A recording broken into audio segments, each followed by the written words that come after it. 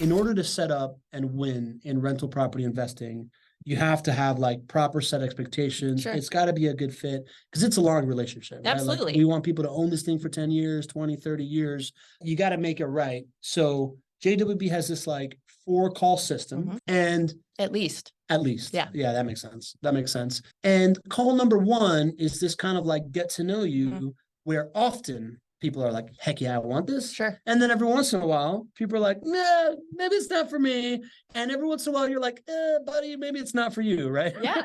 So let's talk about that. How does that conversation start when you're trying to figure out if this is a good fit for people? It starts with just that, right? So, and this is something that I fell in love with JWB from the moment I became a part of this team, because as we talk through it on what that looks like on the sales side today, it's something that is also echoed in every other part of our business. So it's really neat to see the intention that we put onto the first impression that we have, no matter what capacity that you're working with us. Hiring, right? On the rental home side of things, like that initial introduction that we have to somebody is to ensure that goals are aligned no matter what capacity we're working with them in. So on the sales side of things, we want to ensure from the very first conversation that we have with you that we are going to be able to help you achieve your goals. It's really understanding what your goals are and to see if the goals are aligned. Got it. I love that you made that connection, right? First of all, big believer in first impressions, obviously, because I'm a relationship builder guy. Sure. I know the value of that, but I never realized how it actually does go totally across all functions. Sure.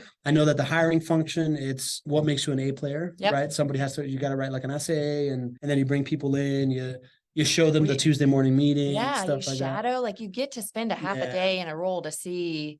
And when we say it's a mutual fit, this isn't just us qualifying or disqualifying. It's that individual doing that themselves as well. So giving them exposure into the reality of what our relationship is going to be to ensure that it makes sense on both sides. That's huge. As a service provider, I went through it, right? Yeah. Like I got to experience your culture. I got to sit down and like really understand what's going on. And we never moved forward until everybody knew what it took to win and was for it. Yep. Right? Exactly. So it makes sense that you do that on the sales side as well. So somebody calls in general, how does that conversation start? So you start kind of like figuring that out. Yeah. So Miss Tiara is on the very front end of the sales side of things for us. So she is the one that is taking all of those introductory phone calls.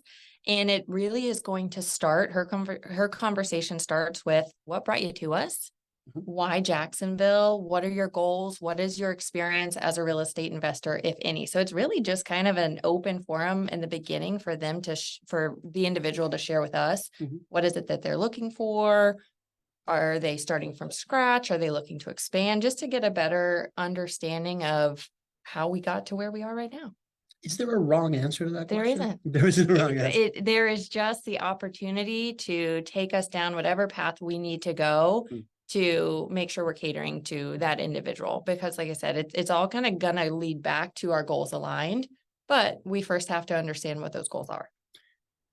Early on, what is an answer there that you're like, okay, I got a good feeling? And what's an answer that you're like, okay, that's a red flag? It's hard to say a red flag because it's just a series of follow-up questions that we start thinking through in our head, right? So let's say that you call in and you are a local individual, right? So you're here in Jacksonville or you're live down in one of the beaches and you are looking to potentially utilize our services. So the fact that you're local, right? The first question that we're going to ask on that is, that's fantastic. So happy that you're here. Are you truly looking for a passive experience through this, which is how we would best be able to serve you? Or are you looking to take a little bit more of an active approach? Maybe because you know the area, you're looking at acquiring the property on your own and just utilizing us on the management side of things. So it's not necessarily a red flag. It's just ensuring that we're asking the right questions to make sure that we can serve the best way. Got it. And that makes sense, right? Because I'm local, but I do not want to be active in any way. Exactly. Right? Like I haven't even seen my properties in 3 years. I went to that one property the one time, but there's also folks out here that may already have a property, that may know somebody that can get them a property. Right. Or something like that, and then they go down the property management side, right? Yeah. I think that there is a bit of, if I'm hearing this early on, one of the first things that you're identifying for is level of involvement, Correct. right? And it sounds like right now there's two kind of levels, right? Mhm. There's a completely passive, show me what property, let me buy it, and let me just kind of like collect my, wealth building Yep. happening. And then there's the, okay, I'm a little bit more involved. I have a property. I want you to manage it. And I just want you to manage it. Exactly. I don't want to hear anything. Right. Which Uh, also, though, still requires a level of passiveness, Yeah. right? And so when we're talking about this good fit, we want to instill in our clients that we are going to have your best interest at heart, right? So we need to talk through how we do that, how what we have been able to acquire over the years, build over the years, the service that we provide. Us as your operator, we have to establish that trust Mhm. to ensure that that comfortability being that passive is there. Because even if you're just looking for us on the management side of things, we have onboarded our own vendors. We're going to make the call based off of the maintenance threshold on when to send a vendor out, when to reach out for any sort of approval, the residents that we're placing your home. So even on the management, property management side of things, there's still a level of passiveness that we would want you to have. Got it.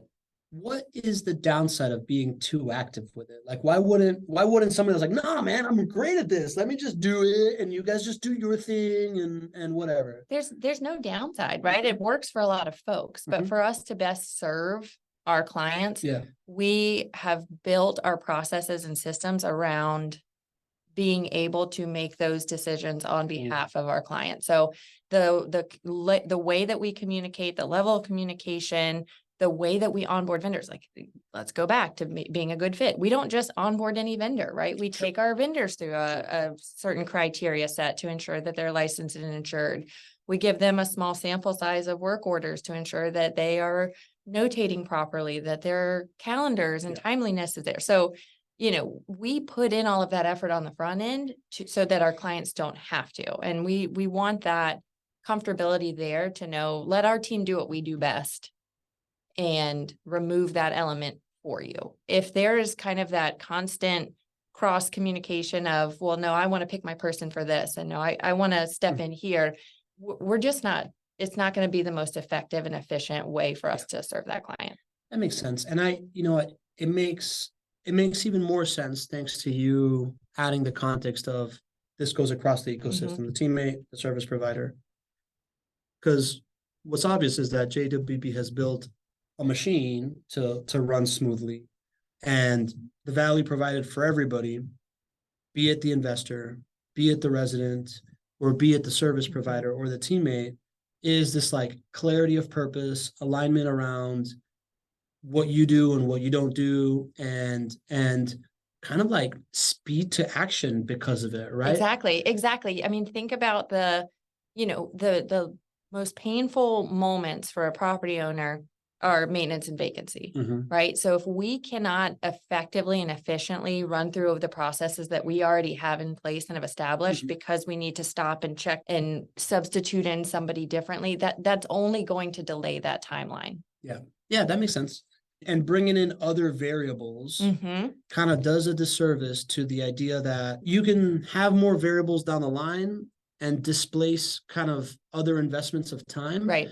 But it is apparent to me is that JWB makes the investment early in picking the partner, in picking the teammate, and making sure that the investor comes in the property and all the, like all the data that around the property. It's almost kind of like what we were just talking about, like what could the next iteration of the show become? If this is a TV show, you got to invest in pre-production and you got to invest in all these different things to have this like high quality thing. So if you then add these variables later, it devalues this investment and it takes the train off the rails. Sure. Plus, it's Yeah. really difficult at that point to have any sort of accountability, right? When you're, like you said, when you're introducing new variables, one of the many benefits that you have working with a team that has already been put in place, processes that we already have put in place, we know to hold ourselves accountable and those vendors accountable, right? So we already have those direct relationships. Yep. We have direct points of contact. There will be misses down the line, right? Everybody's human. There will be moments of failure. We want to be able to identify and address those as quickly as possible so that we can rectify them to not allow them to continue to happen. It's really difficult to do when you're also saying, but but who should I reach out to for this? Right. Yeah. Makes sense. All right. So I think if we were to speak, be like step one, who is this not for? I think we've made a pretty compelling case for this is for the person that wants to be passive, Correct. either in the completely passive or the give us the property and then let us do it for you kind of way. If not, you're probably going to want a different solution. You can still go the rental property route. It's just not going to be with JWB. And that's kind of like the first thing that you are sussing out.